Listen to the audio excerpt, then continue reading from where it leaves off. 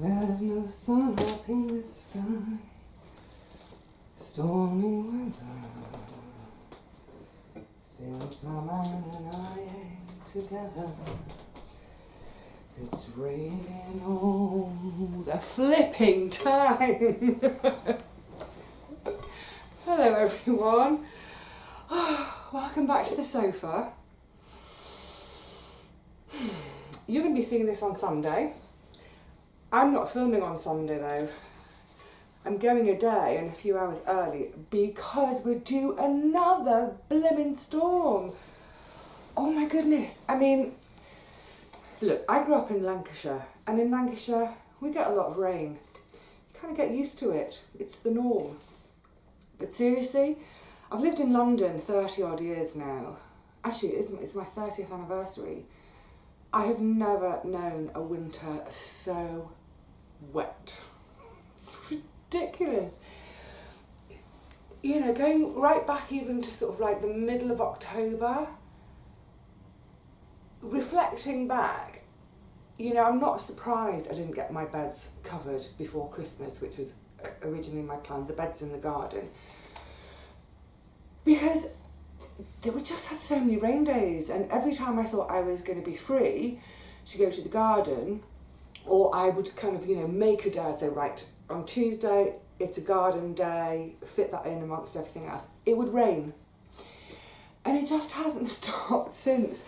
So I'm recording this early Saturday morning, it doesn't matter. Because by the time the storm does hit, this is going to be Storm Dennis, the hopefully not too much of a menace. My roof will be creaking and groaning, creaking, little whistle, creaking and groaning like mad, and it will distract me because I'll be worrying, but also I think it will be too distracting on camera. Last weekend when we had, I'm going to put the bowl down a minute. Last weekend when we had Kiara, it started on the Saturday night, late Saturday night, sort of 11, midnight almost, into Sunday morning. Oh my God, I hardly got a wink of sleep because the sound was, it was pretty scary. This whole dormer window that I've got on the front of the building projects out of the roof, and all the weather comes this way, so it was catching bang on the side of the dormer. Now the reason I was getting so worried is there's not a lot of masonry there that the window's attached into. There's a couple of brick pillars at the front on either side, and then a brick sort of cornicing over the top, but the rest of it is wood, and a lot of it is, it's the original timbers. It's sort of like 150 odd years old. Obviously I've got modern windows in there which weigh a ton. All night I was just imagining that the whole window was going to be blown out, and then of course I start worrying that it's going to fall into the street. That would kill someone if it landed on them. And then I was worrying about my chimney stack falling down into the... Anyway, let's just say it was a sleepless night, the night of Kiara, and then even all day on the Sunday, I went out first thing in the morning to do a free cycle, which had been prearranged. Way scary. Got myself home and I thought, I'm not going out again today. Roof slates flying. Don't want to be decapitated. Look, I'm making light of it and I'm making a bit of a joke, but people do get hurt, and I think there was one fatality in Storm Kiara, so I don't want to be overly dramatic about it, but on the other hand, I don't want to underplay it, because there is a family out there now grieving for someone they lost in the last storm. Anyway, so goodness knows what Dennis is going to do to us. Never mind Dennis, let's get on and, you know, enjoy some quiet time on the sofa. It has been lashing with rain. The rain is due back, so it might get a bit noisy again. And I've got a bit of I feel like I've got a bit of a snuffle starting, so my water has got added, lemon juice, honey, and ginger. I'm not a huge fan of ginger, but I know it's good for me, so I've popped some in. What I haven't put in there today is any turmeric. Yeah, never mind. Anyway, so have you got some crafting ready while we have a little chat?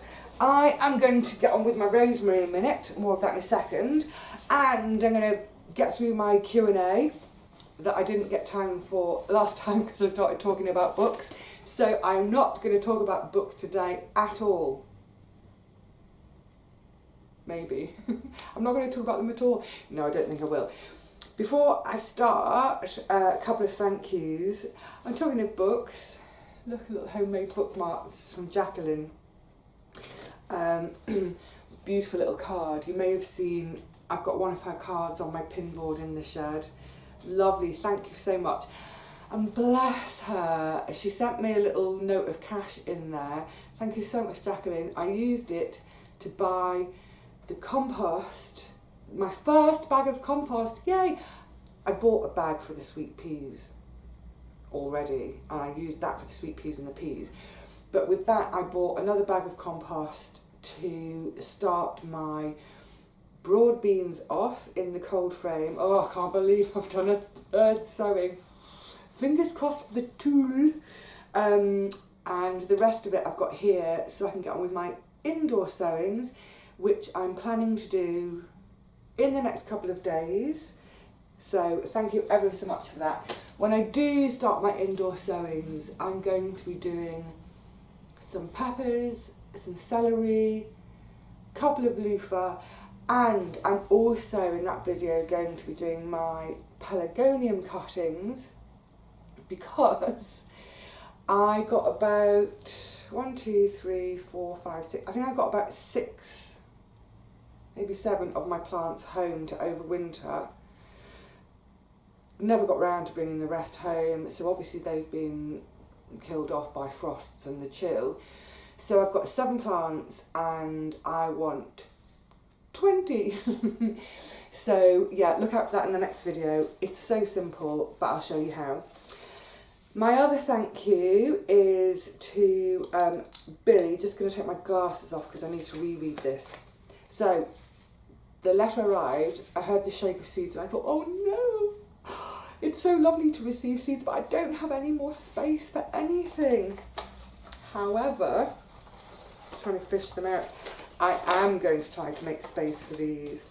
Lovely card, thank you, Billy. These are, I don't know how to pronounce it, but I think it's Hakuri or Hakurai turnip. Look, they're teeny tiny, look at them there, so tiny.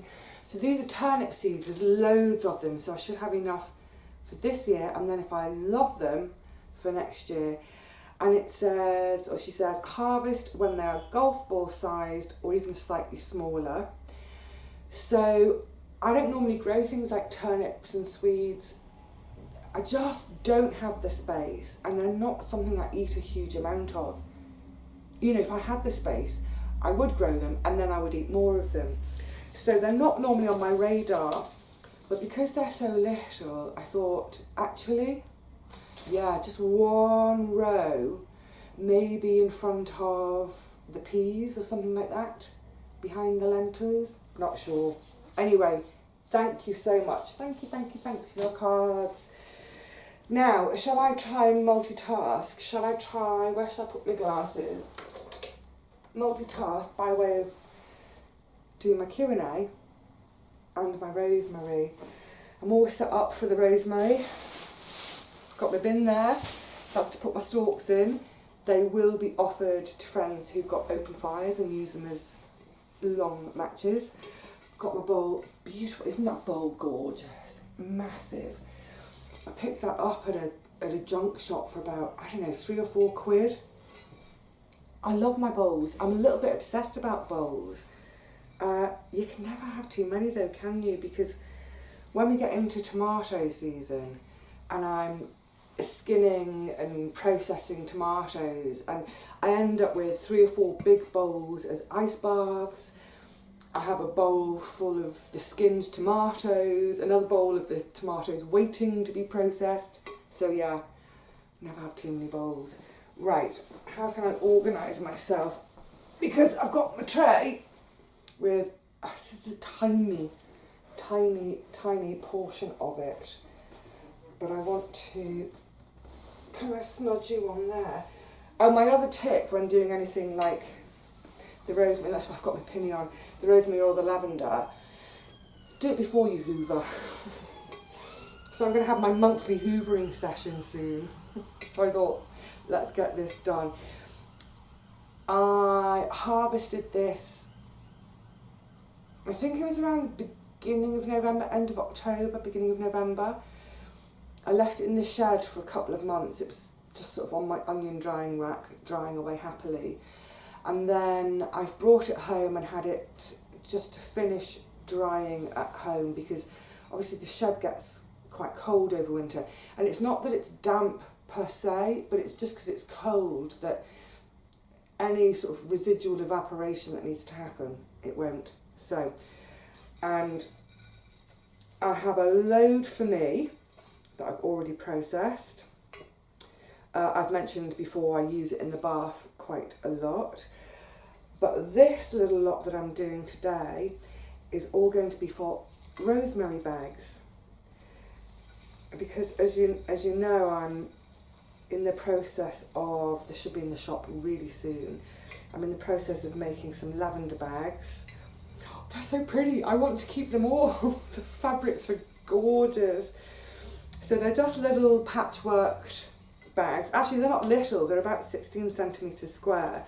And I purposely made them a decent size because you can then have them either in your linen chest with your bed linens and what have you, or in your knicker drawer, or, and this is what I love, so like I say, they're about this sort of size. Pop one under your normal bed pillow if you have trouble sleeping. Give it a slight little scrunch as you put your head on your pillow on the top, and that scent, oh, it's heaven sent and will send you to sleep. Anyway, back to the rosemary. I know there's quite a lot of people, you weirdos, you freaks of nature, who don't like the smell of lavender. So I thought, well, I will make some rosemary bags too, because rosemary is also really great for warding off the insects. It's a beautiful, lovely, clean, fresh smell. So to keep with all your linens, I think especially, crisp white, line-dried cotton sheets, line-dried, ironed, put into the linen chest with some rosemary. Oh, do you know what? That makes me long for summer. Some sunshine again. It's not even the warmth that I miss. I mean, I do miss the warmth at this time of year. It's the brightness. That's what I really miss. I don't even mind, you know, if someone said to me, you can have a really, really bright day and then it's lights out at 4 p.m, as in, you know, the sunset, I'd say fine. I don't mind if the lights go out at 4 o'clock. If I've had a good few hours of brightness, I think that's where we're all at, isn't it, at this time of year? And that's why sometimes I get, look, I know I'm lucky to be able to garden year round. Well, not lucky, I've chosen to live in this climate. But I do sometimes get jealous when I see people's photographs of snow everywhere, because at least with the snow, it's light and bright. I'd rather have snow than these banks and banks of dark black clouds every day. Anyway, I suppose I'm just going on about it because this has been an exceptionally wet winter, but never mind. It is what it is, and we just make the most of it, don't we, by finding things to do indoors. I have to say though, because I do my bills monthly, my electricity bill has gone up considerably this year, as in the price hasn't gone up, as in the unit price per unit of electricity, but my bills have gone up about 20%. And it's just a reflection of the fact that I've had to have the lights on more. It's crazy, you know, having the lights on all day for sewing, whatever. I mean, obviously I try to pick light, bright days to do the sewing, but if it's a light, bright day, I want to go to the garden. Anyway, enough of the weather. This smell is heavenly. Oh my goodness. Oh, it's gorgeous. Lovely. Right. Let's get to these. Oh, I better keep an eye on the clock because I really don't want to whiffle on too long today. I will. I know I will. I always do. Let's have a little look at these questions. So,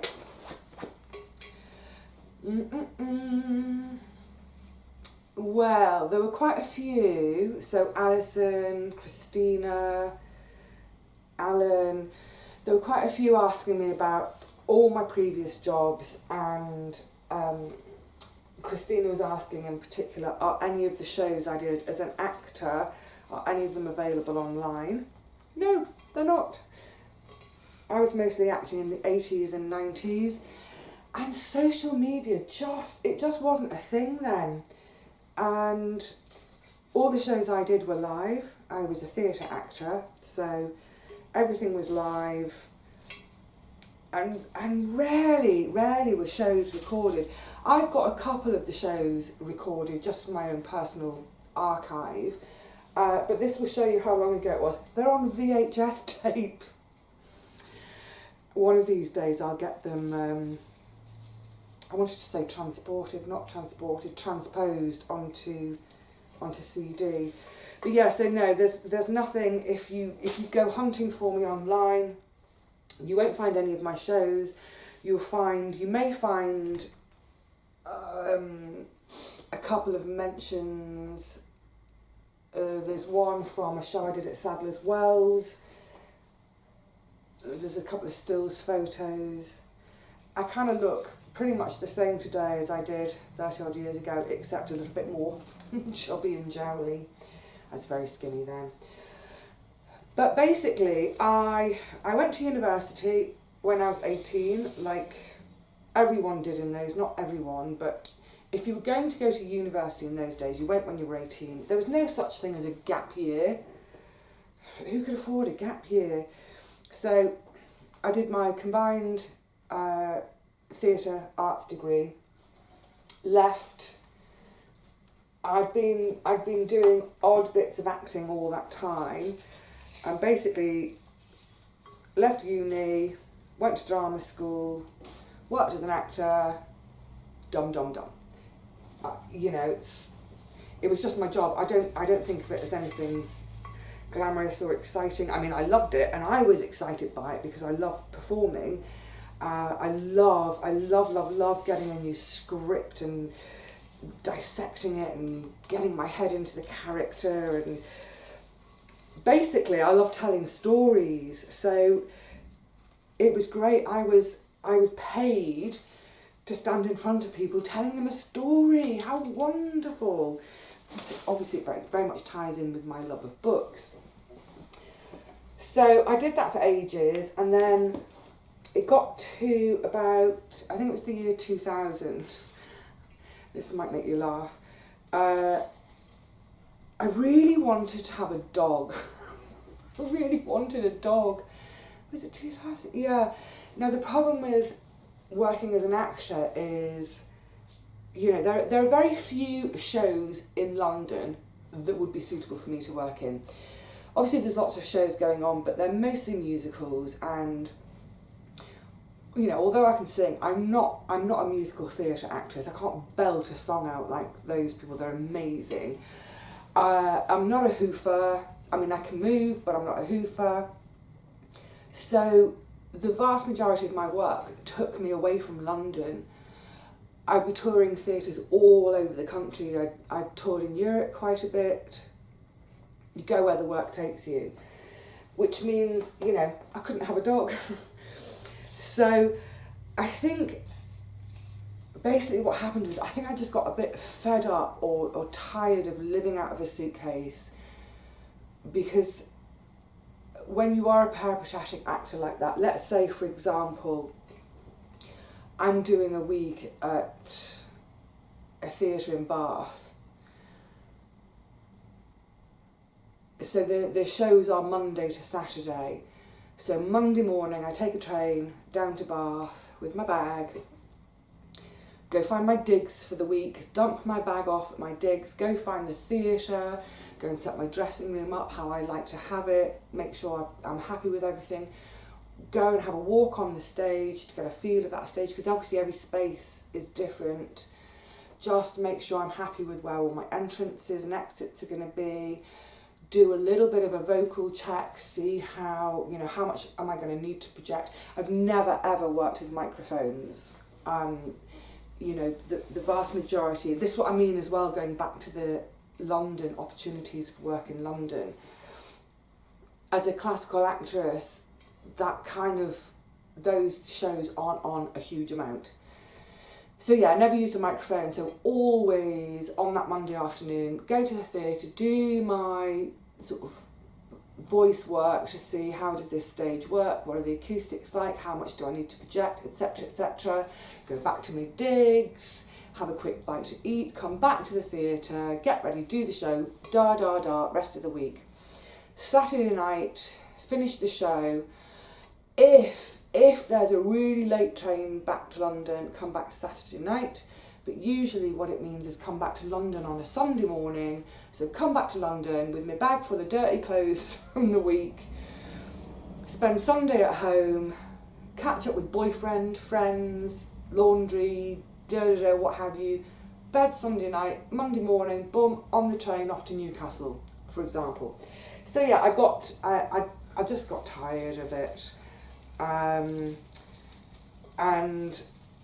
an opportunity came up at the bookshop. So you quite often hear me talking about this bookshop. Beautiful little bookshop in South Kensington, dealt in second-hand books, but also some sort of quite rare collector's books, antiquarian books. And I'd worked there on and off all through the 90s. So, for example, when I wasn't on tour with a show, if I was back in London rehearsing a show, I'd usually have a couple of days a week where I wasn't called for rehearsal. So I'd go and work part-time at this little shop. It was great. And there was always a job for me there. So sometimes I'd disappear for 6 months if I was off on tour. Other times I'd be back in London for 3 months and I'd go and work there. And I loved it. Obviously I loved it. It's books. I loved the staff. I loved the product we were selling. Oh, I loved the customers. Fantastic conversations. Absolutely brilliant. So back in, I've got Rosemary going everywhere. In about 2000, I think it was. It coincided when I was getting a bit, wanting to put some roots down, I suppose. Actually that's what it was. It was a big collision of things that I used to rent a flat in Kensington, really nice little flat, lived there for ages, and the landlord decided he wanted to sell it. And how long did I live there? Maybe 5 or 6 years. And it's very typical in London. My 5 or 6 flats before that, or houses that had house shares with my girlfriends, you live there for a year or so and then the landlord decides to sell. So you've got to start looking again. So there's no security as a renter. So I'd already been thinking that actually maybe it's time now to buy a flat instead of renting, because also instead of giving my money to a landlord, I'm giving it to the bank in order for me to own the flat. So yes, it was it was a perfect storm. I was doing a number one tour. So a number one tour is when you go to the big main theatres. I was being really well paid for it. With my expenses, I had a set fee for expenses each week, and your expenses have to cover your digs while you're there, your train fares, what have you. So I managed to to do all my digs and train fares really cheaply. I did everything way in advance, so I got the cheapest train tickets. I stayed in the cheapest, grottiest digs, what have you, in order to set a load of that expenses money aside to save. So I'd finished doing this tour for about 6 months. I'd saved a chunk of money, thinking about flats and flat buying in maybe 2 years' time. Then my landlord came along and said, "You're out, I'm selling, I'm giving you 3 months' notice," which is really generous notice. But we had been there for years and, you know, we got on with him fine. I wanted a dog, and then at this bookshop where I'd worked, and it's probably obvious that whatever I do in life, whatever I turn my hand to, I try and do it really thoroughly and well. I'm nerdishly perfectionist about things. So at the bookshop, I'd worked there part-time on and off over about 10 years. They'd just lost their manager. So the owner of the business said to me, "Will you come in and manage the shop until we get a new manager? Look, can we call it a 6-month chunk of time where you don't do any acting, you come and work full-time for us."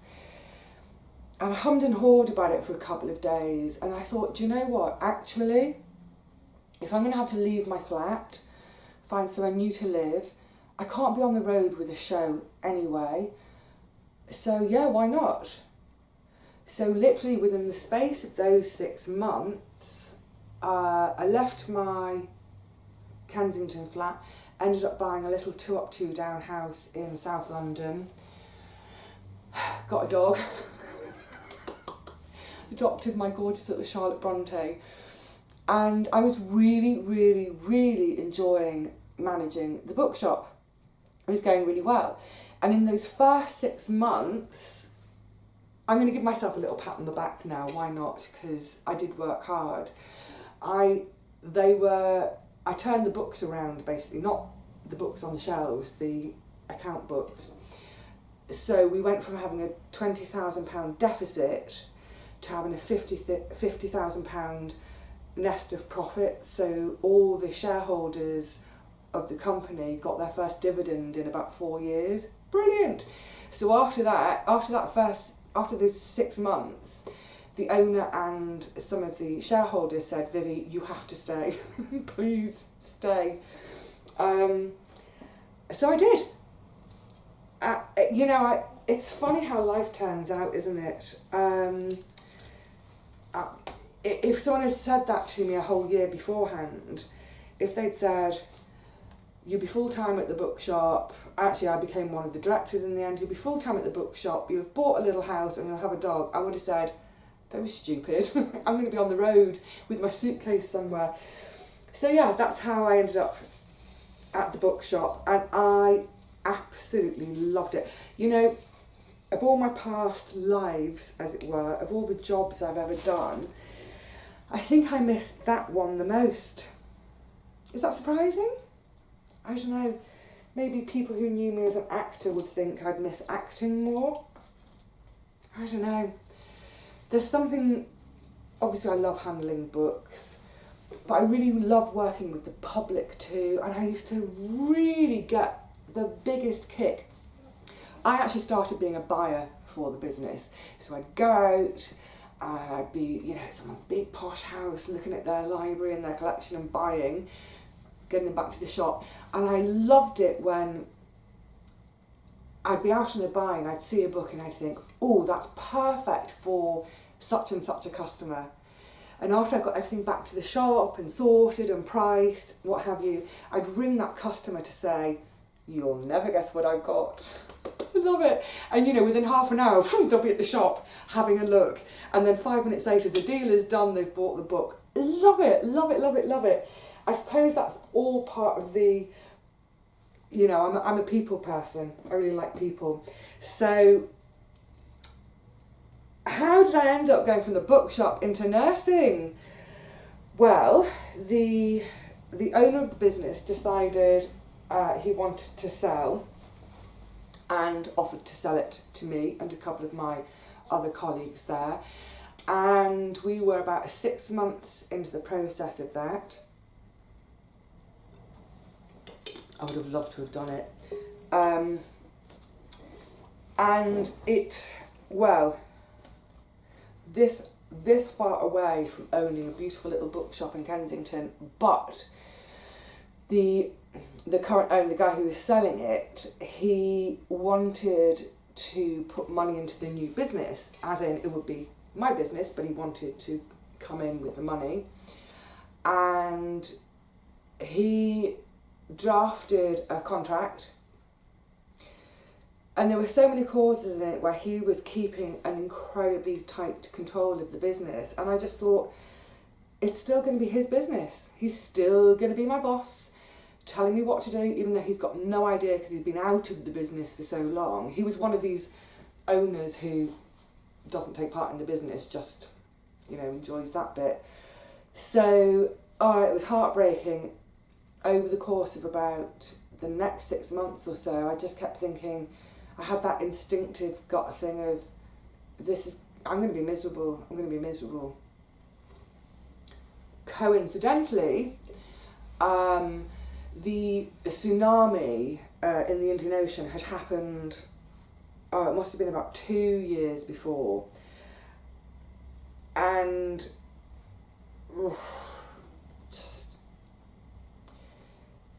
I remember seeing images of all these kids rounded up, like really little kids under 5 years old, sort of being rounded up and kept together, just disparate kids from all nations, all families, what have you, whose parents had obviously, let's look for the parents as well, but let's look after these kids and keep them together. And it just, oh my God, those images are like, I'm sure for everybody, just heartbreaking, just utterly heartbreaking, seeing all these kids and utterly terrified. Where's my mummy?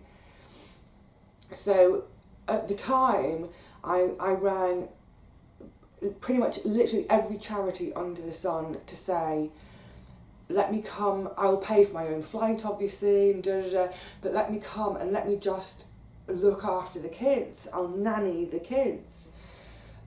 But at the time, resources on the ground were so scant that the only people they wanted, any volunteers they wanted coming in, were those who had, were either medical professionals or, to do with the clear up, what have you. But yeah, they wanted medical personnel. So I remember at the time thinking, wouldn't it be amazing to be an MSF doctor? I'd followed MSF for years anyway, Médecins Sans Frontières. I was thinking, well, wouldn't it be amazing to be an MSF doctor? So I kind of, on the sly, started looking at what it would take to train to be a doctor. Now at this stage, I was 37, 38 or so. And it was obvious straight away that A, I didn't have the money. I don't have the money to train as a doctor. And B, the time issue. So I'd kind of put those thoughts to rest for a while. And then we come forward a couple of years, back to this dilemma about the shop and me thinking, I really, really wanted to do it, but I didn't want that person to have control over me. So it's hard to explain because it was all happening at once. I was thinking, I have to get out of this situation. What am I going to do? So I was looking at other antiquarian book businesses. I was looking at the book auction house in St James's that I showed you. I was even thinking, I wonder if they would hire me. I wanted to stay in books, but then it's such a small world. I knew that if I stayed in that world, I'd be bound to come across this man again, and I didn't want to. And then I just started having this sneaking thought, and I'd seen an article in the paper about poor recruitment of nurses, and that nurse recruitment was down. And I thought, I wonder if I can revisit my idea about Médecins Sans Frontières. So just before Christmas of 2008, So then, yeah, just before, I kind of went online and I looked at requirements to become a nurse, how to go about it. 5th of January 2009, I wrote applications to 3 universities. 2 of them turned me down straight away because I don't have any A-levels in science subjects. So I'd studied physics and chemistry to O-level, but my A-levels were all, of course, to do with the arts because that was the direction I was going in. 1 university said, okay, we'll have a look at you. We won't let you do the degree programme because you don't have A-levels in sciences, but we'll let you start on the diploma programme, possibly, come and have an interview. Went for my interview, aced that bit, then went and had the maths test. I could do the maths test standing on my head, I'm a mathlete. Did the English test, which I really struggled with because I cannot spell to save my life. Anyway, long and short is, I was offered a place at that uni. So, about a month later, I had the great pleasure of going to work one day and saying to the owner, by the way, yeah, not going to buy the shop. Plus, I'm not even going to work as your manager anymore. Bye, I'm off. Yay. It was so liberating, it was brilliant. So, I started on that course, and at the end of the first year, having submitted all my various papers and done different exams, they said, you obviously need to be on the degree programme. I was like, yeah, I told you all along. I'm such a swot, honestly. I don't think I'm a particularly brainy person, but I do apply myself and I work hard. So they swapped me to the degree programme, and suddenly all my papers, you have to get higher marks to keep passing. I loved it. I absolutely loved being back in an academic situation, writing my papers, doing my research. Loved it. So finished my degree, and now this is going to sound really braggy, but I'll tell you anyway. So at the end of my degree, on presentation day, I got a really good grade. I got a first, great, but I also won the university's outstanding student. Of course I did. I'm such a nerd. Not just for nursing; it's across the whole university with all their courses. And this was really, really great. The Nursing Times, which is a weekly magazine in this country for nurses, keeps us all up to date on latest research, latest law, all things like that. They have a competition. They do awards each year, and I won this Student Nurse Award, the Nursing Times Student Nurse Award. It was brilliant. Had no idea I was going to win. Bowled up to the ceremony in the centre of London at a really swanky hotel. I hadn't even ironed my frock. I looked a crumpled, rumpled state. There was free champagne on the table I was sitting on. No one else was drinking on my table. I got absolutely trolleyed on champagne. They're going through all these awards, and then they call out the Student Nurse of the Year. I'm like, oh, it's all fucking like that. I was off my face. Oh my goodness, they must have thought, who's this award gone to?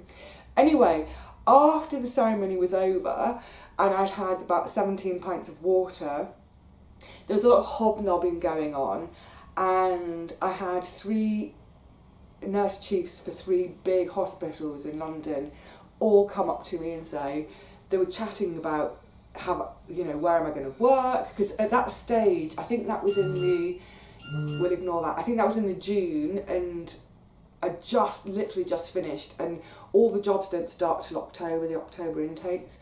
So they were all saying, where have I applied to work? Had I got anywhere? And I was like, oh, don't know yet. And that's when I was basically headhunted by Great Ormond Street. And the rest of that is history. I went to work. I'm excited to remember. I went to work at Great Ormond Street. Loved it. The most stressful days of my life ever. Physically, mentally, emotionally. But I would not have changed any of it for a thing. Great colleagues, fantastic continuing education there, really, really pushing the boundaries of what nurses do and what they're expected to do. You know, just it felt at times that there were new skills being rammed in every single day, new science to learn every day. I loved it. But you know, ultimately, it's the kids and the families. We are privileged to be with families at these times, because these are the worst times. These are when people are at their worst. This is when parents are completely losing the plot,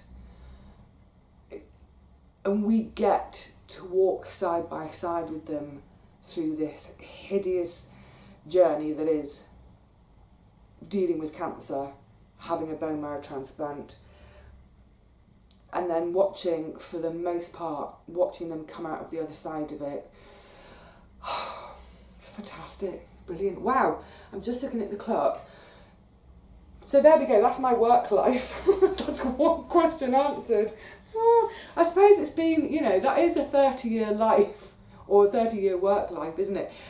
I'm going to pause you all a second. I'm just going to check my phone, because quite often when I get a little bleep like that in the middle of the day, it'll be something to do with my great aunt, and it may be something that I need to attend to right away. So, pause. And we're back in the room. Okay, so that phone call I do need to deal with, and I just looked at the clock and I've done it again. Oh my goodness. Do you know what? If I could get paid for talking, I'd be a millionaire. So, where did my list of questions go? Just about another 10 on there. 10 on there. Never mind. I think, though, I've gone on long enough today, but I know that from loads of comments I've had on videos, garden videos, whatever, over the last sort of 2.5, nearly 3 years now, and questions on my Facebook page, I know that my previous work life and how, you know, because it all seems so disparate, I know that's something that folk have asked about often. So I hope that's answered at least the work question. I've got half a bowl of rosemary, the rest is down there to do. That pile I just did was about a quarter of the rosemary I've got to do. So wonderful. It'll have to wait for another day, but I've made a start, and I wish I could blow the scent to you. If not, kisses anyway. So, I'm going to say cheerio to you all for now. I hope those of you in the UK and the western parts of Europe, I hope Storm Ciara didn't do too much damage last weekend, and that this weekend you're hunkered down safely away from Storm Dennis. They're not too much of a menace. We'll see. We'll deal with it, won't we, eh? So, for now, take care of yourselves. Enjoy your knitting, sewing, carpentry, car maintenance, indoor seed sowing, whatever. Just sitting with a cup of tea. Enjoy. And I will see you all again really soon. Bye for now.